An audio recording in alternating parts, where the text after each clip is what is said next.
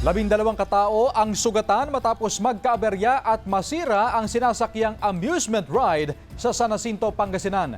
Nakaalerto Jasmine Gabriel Galban.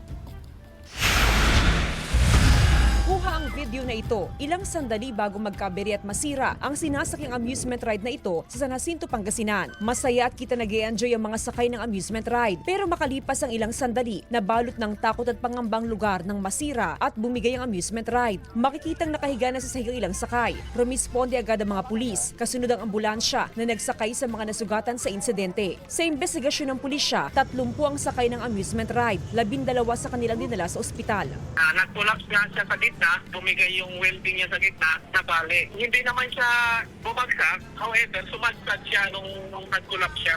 Isa sa mga sakay ng nasirang amusement ride, ang 19 anyos na si Lisa, hindi tuloy na pangalan. Trabahador siya sa mismong peryahan. Nagtamo siya ng sugat at pasa sa katawan pero hindi na siya dinala sa ospital.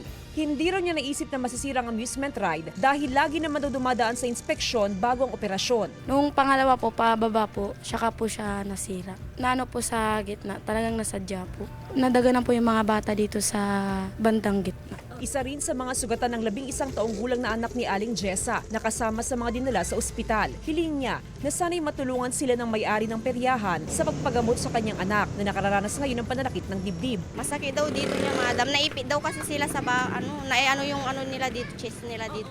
Siyempre may nararamdaman sila, madam. Gusto namin sana sagutin yung mga opo, madam.